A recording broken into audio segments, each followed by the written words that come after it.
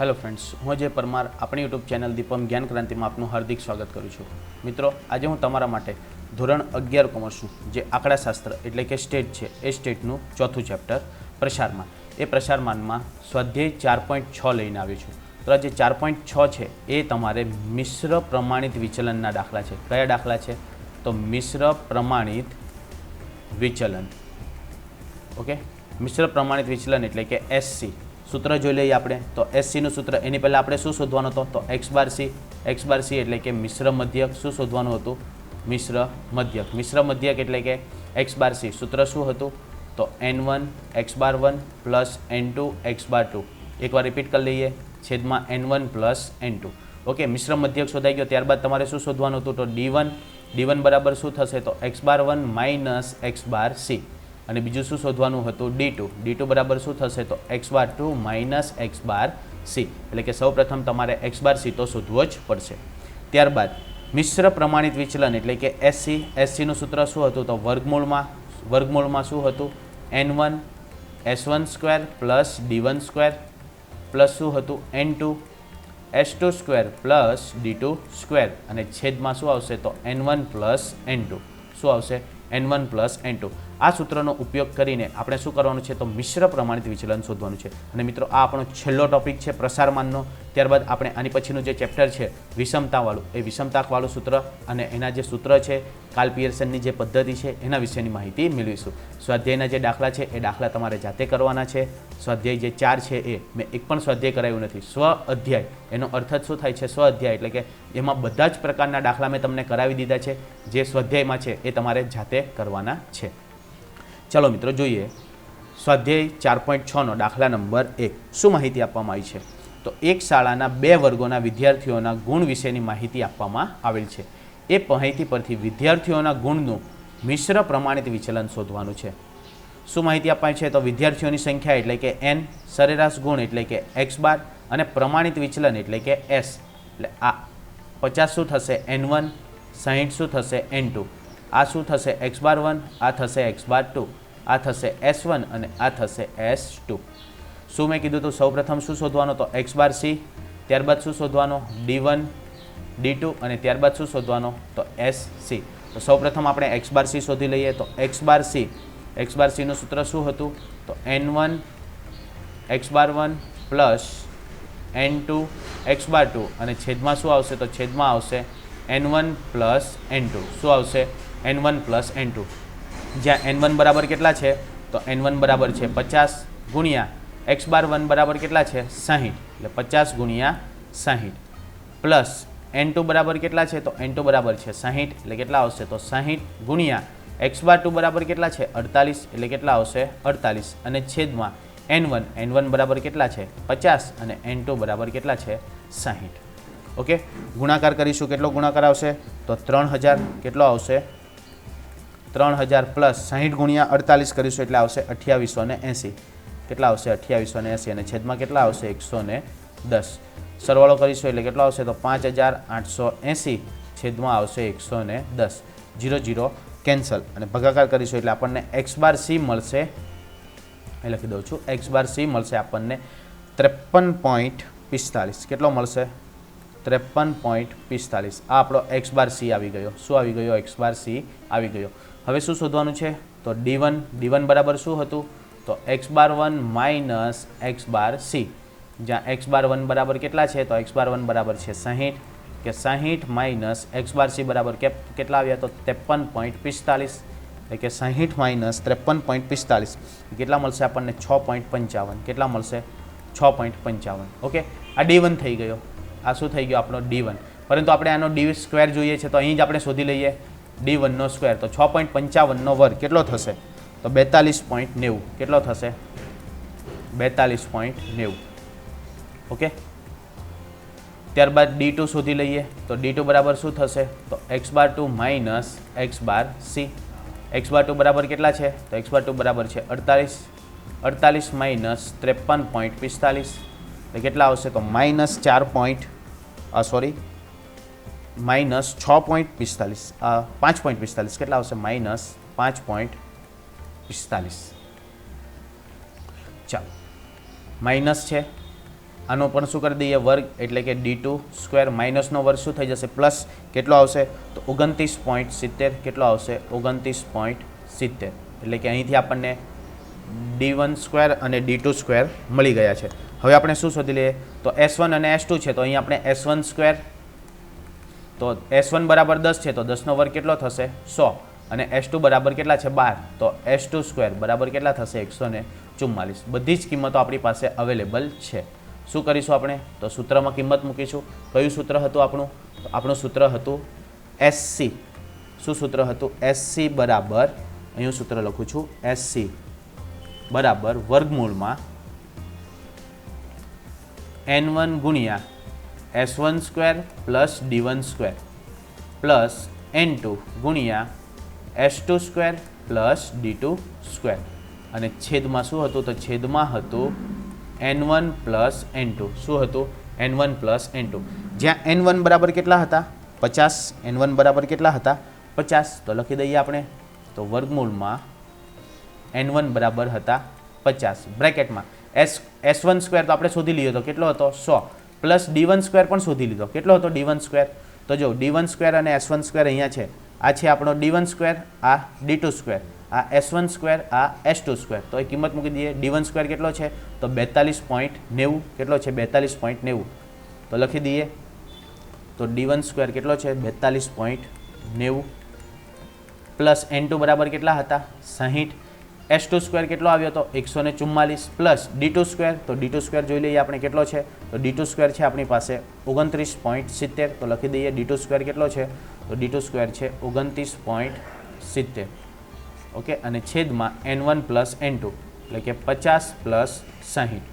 સાદું રૂપ આપી દઈએ તો વર્ગમૂળમાં કેટલા આવશે તો વર્ગમૂળમાં આવશે 50 ગુણ્યા 142.90, કેટલા આવશે 50 ગુણ્યા 142.90 પ્લસ કેટલા આવશે તો 60 ગુણ્યા 144 પ્લસ 29.70 એટલે થશે 173.70, કેટલા થશે 173.70, અને છેદમાં સરવાળો કેટલો થશે 110.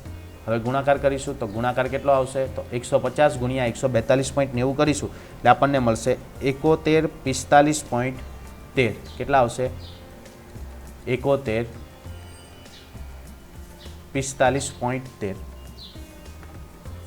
7145.13, 7145.13 પ્લસ 60 ગુણ્યા 173.70 એટલે આપણને મળશે 10,422.15, કેટલા મળશે 10,422.15, છેદમાં કેટલા આવશે 110. ઓકે, સરવાળો કરીશું તો 7145.13 પ્લસ 10,022.15 સરવાળો કરીશું એટલે આપણને મળશે 17,567.28, અને છેદમાં કેટલા આવશે 110. ભાગાકાર કરી દઈશું એટલે કે વર્ગમૂળમાં આવશે આપણી પાસે 159.7025, કેટલો આવશે 159.7025, અને એનું વર્ગમૂળ કાઢીશું એટલે આપણને જવાબ મળશે 12.64, એટલે આ આપણો શું થશે તો SC કેટલો આવશે 12.64, અને શેમાં છે ગુણ, એટલે શું આવશે ગુણ. શા માટે તો આ કેવું માપ છે નિરપેક્ષ માપ છે. કેવું માપ છે નિરપેક્ષ માપ, અને નિરપેક્ષ માપ હોય તો એમાં શું દર્શાવવામાં આવે છે એકમ દર્શાવવામાં આવે છે. શું દર્શાવવામાં આવે છે એકમ દર્શાવવામાં આવે છે. તો આ હતો આપણો દાખલા નંબર 1. હવે જોઈશું દાખલા નંબર 2, ચેપ્ટરનો છેલ્લો દાખલો. શું માહિતી આપવામાં આવી છે તો એક ફેક્ટરીમાં 2 ઉત્પાદન વિભાગો છે, એની માહિતી આપવામાં આવી છે. બંને ઉત્પાદનમાં ઉત્પાદિત થતા એકમોના ઉત્પાદનના સમયનું મિશ્ર પ્રમાણિત વિચલન શોધવાનું છે, એટલે કે SC શોધવાનું છે. સેમ પ્રોસેસ શું આપી છે આપણને કારીગરોની સંખ્યા એટલે કે n, એકમ દીઠ સરેરાશ ઉત્પાદન એટલે કે x બાર, અને વિચરણ એટલે કે s સ્ક્વેર જ આપી દીધા છે. એટલે કે આ શું થશે આપણો n1, આ શું થશે n2, આ થશે x બાર 1, આ થશે x બાર 2, અને આ શું થશે તો s1 સ્ક્વેર, અને આ શું થશે તો s2 સ્ક્વેર. આપણને આપી જ દીધું છે ડાયરેક્ટ. હવે આપણે શું શોધવાનું તો x બાર c શોધવાનો, d1 સ્ક્વેર અને d2 સ્ક્વેર શોધવાનો છે. બાકી બધી જ વિગતો આપણને આપી દેવામાં આવી છે. તો સૌપ્રથમ આપણે શોધીશું મિશ્ર મધ્યક. ઓકે, મિશ્ર મધ્યક બરાબર શું થશે તો x બાર c બરાબર તો n1 x બાર 1 પ્લસ n2 x બાર 2 છેદમાં n1 પ્લસ n2 શું આવશે n1 પ્લસ n2 જ્યાં n1 બરાબર કેટલા છે 10 એટલે કેટલા આવશે તો 10 ગુણ્યા x બાર 1 બરાબર કેટલા છે 25 10 ગુણ્યા 25 પ્લસ n2 બરાબર કેટલા છે તો n2 બરાબર છે 40 ગુણ્યા x બાર 2 બરાબર કેટલા છે 20 છેદમાં કેટલા આવશે 10 વત્તા 40 કેટલા આવશે 10 વત્તા 40 10 ગુણ્યા 25 એટલે કેટલા થશે 250 પ્લસ 40 ગુણ્યા 20 એટલે કેટલા થશે 800 અને છેદમાં કેટલા આવશે 50 800 પ્લસ 250 એટલે કેટલા થશે 1050 છેદમાં આવશે 50 0 0 કેન્સલ એટલે આપણો જે એક્સ બાર સી છે એ એક્સ બાર સી બરાબર કેટલા આવશે 21 કેટલા આવશે 21 કારીગરો કેટલા આવશે 21 કારીગરો ઓકે ચાલો ત્યારબાદ શું શોધવાનું છે સોરી મિનિટમાં છે શેમાં છે માહિતી મિનિટમાં છે એટલે 21 મિનિટ આવશે કારીગરો નહીં આવે શું આવશે 21 મિનિટ હવે આપણે D1 અને D2 શોધવાના છે તો D1 બરાબર શું થશે તો x બાર 1 માઇનસ એક્સ બાર સી જ્યાં x બાર 1 બરાબર કેટલા છે 25 એટલે કેટલા આવશે તો 25 માઇનસ 21 એટલે કેટલા આવશે 4 આ D1 બરાબર 4 તો D1 નો સ્ક્વેર બરાબર કેટલા થશે 16 D1 નો સ્ક્વેર બરાબર કેટલા થશે 16 એ જ રીતે D2 બરાબર શું થશે તો x બાર 2 માઇનસ એક્સ બાર સી જ્યાં x બાર 2 બરાબર કેટલા છે 20 તો કેટલા આવશે 20 માઇનસ 21 એટલે કેટલા આવશે -1 પરંતુ આપણે શું જોઈએ છે તો D2 નો સ્ક્વેર એટલે કે આનો વર્ગ થઈ જશે તો -1 નો વર્ગ કેટલો થશે 1 એટલે કે આપણો D2 સ્ક્વેર કેટલો આવશે 1 હવે શું કરશું આપણે તો x બાર સી નું સૂત્ર મૂકીને અંદર કિંમતો મૂકીશું એટલે આપણને શું મળી જશે જવાબ મળી જશે તો ચાલો આપણે સૂત્ર મૂકી દઈએ ઓકે કયું સૂત્ર મૂકવાનું છે તો x બાર સી નું સૂત્ર શું છે x બાર સી બરાબર સોરી SC એટલે કે મિશ્ર પ્રમાણિત વિચલન બરાબર શું છે તો વર્ગમૂળમાં n1 s1 square plus d1 square plus શું આવશે n2 s2 square plus d2 square અને છેદમાં શું આવશે તો છેદમાં આવશે n1 પ્લસ n2 શું આવશે n1 પ્લસ n2 ઓકે ચાલો વર્ગમૂળમાં કિંમતો મૂકી દઈએ n1 બરાબર કેટલા હતા 10 હતા s સ્ક્વેર 1 આપણને આપી દેવામાં આવ્યા હતા કેટલા છે તો એ છે 16 પ્લસ d1 સ્ક્વેર તો d1 સ્ક્વેર આપણે શોધ્યા હતા કેટલા આવ્યા હતા એ પણ 16 આવ્યા હતા તો કેટલા આવશે 16 પ્લસ n2 બરાબર કેટલા હતા 40 s2 સ્ક્વેર આપણને આપી દેવામાં આવ્યા હતા કેટલા હતા 25 પ્લસ d2 સ્ક્વેર કેટલો આવ્યો હતો 1 અને છેદમાં કેટલા છે તો n1 બરાબર 10 અને n2 બરાબર 40 ઓકે વર્ગમૂળમાં જઈશું શું આવશે તો અહીં આવશે 10 સરવાળો કેટલો થશે તો 16 ને 16 32 પ્લસ કેટલા થશે 40 અને 25 ને કેટલા થશે 26 અને છેદમાં સરવાળો આવશે 50 ઓકે અંશમાં ગુણાકાર કરી દઈશું તો 10 ગુણ્યા 32 એટલે કેટલા થશે 320 પ્લસ 40 ગુણ્યા 26 તો 40 ગુણ્યા 26 કેટલા થશે 1040 એટલે કે 1040 અને છેદમાં કેટલા આવશે તો છેદમાં આવશે 50 સરવાળો કરી દઈશું તો 1040 પ્લસ 320 એટલે કેટલા આવશે તો 1360 ભાગ્યા કેટલા થશે 50 0 0 કેન્સલ થઈ જશે ઓકે એટલે આપણને વર્ગમૂળમાં મળશે ભાગાકાર કરતાં 136 ભાગ્યા 5 કરીશું એટલે આપણને મળશે 27.2 કેટલા મળશે 27.2 અને એનું વર્ગમૂળ કાઢીશું એટલે આપણને મળશે 5.22 મિનિટ શું મળશે 5.22 મિનિટ આ આપણો થશે SC એટલે કે મિશ્ર પ્રમાણિત વિચલન આ શું થશે આપણું મિશ્ર પ્રમાણિત વિચલન કેટલું થશે 5.22 ક્લિયર મિત્રો તો આ રીતે તમારે મિશ્ર પ્રમાણિત વિચલન શોધવાનું છે ઓકે ફરી એકવાર રિપીટ કરી દઈએ આ ચેપ્ટરમાં આપણે શું શું જોયું તો આ ચેપ્ટરમાં આપણે કયા કયા સૂત્રો જોયા છે કઈ કઈ માહિતી જોઈ છે તો એના વિશે તમારે એકવાર બધી જ વિગતો હું તમને રિપીટ કરી દઉં છું બરાબર ધ્યાન આપજો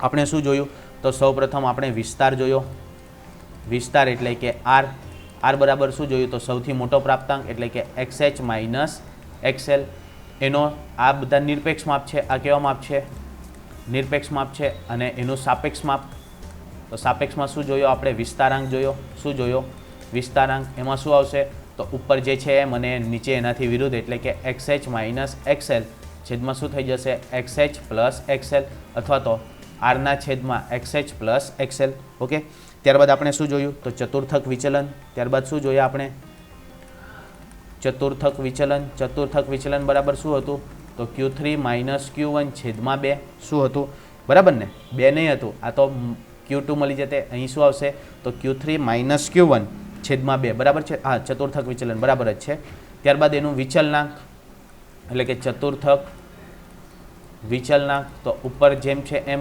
q3 માઇનસ q1 છેદમાં શું આવશે q3 પ્લસ q1 કારણ કે બે બે શું થઈ જતા હતા? કેન્સલ. ત્યારબાદ આપણે શું જોયું? સરેરાશ વિચલન. સરેરાશ વિચલન બરાબર શું હતું? તો MD બરાબર સિગ્મા માનાંકમાં x માઇનસ x બાર છેદમાં શું હતું? n. છેદમાં શું હતું? n. ત્યારબાદ આપણે વર્ગીકૃત માહિતી માટે અહીં f વધારાનો લાગતો હતો, બરાબર છે, એ રીતે માહિતી શોધી હતી. ત્યારબાદ બીજું શું શોધ્યું આપણે? પ્રમાણિત વિચલન. ત્યારબાદ શું જોયું આપણે? પ્રમાણિત વિચલન એટલે કે એસના ઘણા બધા સૂત્ર હતા. વર્ગમૂળમાં શું આવશે? તો સિગ્મા x માઇનસ x બાર હોલ સ્ક્વેર અપોન n. ત્યારબાદ sigma f x minus x બાર હોલ સ્ક્વેર અપોન n. આ બધા આપણે ઘણા બધા સૂત્ર જોઈ ગયા છે. ત્યારબાદ FD વાળું સૂત્ર હતું. શું હતું? તો વર્ગમૂળમાં sigma FD square upon n minus sigma FD upon n whole square into C. આવું કંઈક સૂત્ર હતું. તો એવા સૂત્ર આપણે જોઈ ગયા છે. ઓકે. અને લાસ્ટમાં આપણે શું જોયું? મિશ્ર પ્રમાણિત વિચલન. શું જોયું? મિશ્ર પ્રમાણિત વિચલન એટલે કે SCનું સૂત્ર શું હતું? તો વર્ગમૂળમાં N1 S1 square plus D1 square plus N2 S2 square plus D2 square અને છેદમાં N1 પ્લસ N2. આટલા સૂત્રો આપણે આ ચેપ્ટર નંબર 4 પ્રસારમાનમાં જોયા. હવે મિત્રો મેં તમને કીધું કે જો તમને આ સૂત્ર આવડતા હશે ને તો આના પછીનું ચેપ્ટર તમને જે વિષમતાવાળું છે એ વિષમતાવાળું આના પછીનું જે ચેપ્ટર છે એ તમને આવડશે. ક્યારે? પરંતુ જો તમને ચોથું ચેપ્ટર આવડતું હશે તો તમે આવૃત્તિ વિતરણની જે વિષમતા છે એના વિશેની માહિતી મેળવી શકશો. અને એની અંદર ખાસ પૂછાય છે કાર્લ પિયર્સનની અને બાઉલીની રીતે જે વિષમતાંક શોધવાના છે તો એના સૂત્રો આપણે ભણીશું. તો હવે પછી જ્યારે મળીશું વિડીયો દ્વારા ત્યારે આપણે ચેપ્ટર નંબર 5 વિશેની માહિતી મેળવીશું. આશા રાખું છું કે તમને આ વિડીયોમાં સમજ પડી હશે. સમજ પડી હોય તો વધુમાં વધુ લાઇક કરજો અને શેર કરજો. ફરીથી મળીશું આ વિડીયો સાથે. ત્યાં સુધી good bye and take care. Thank you.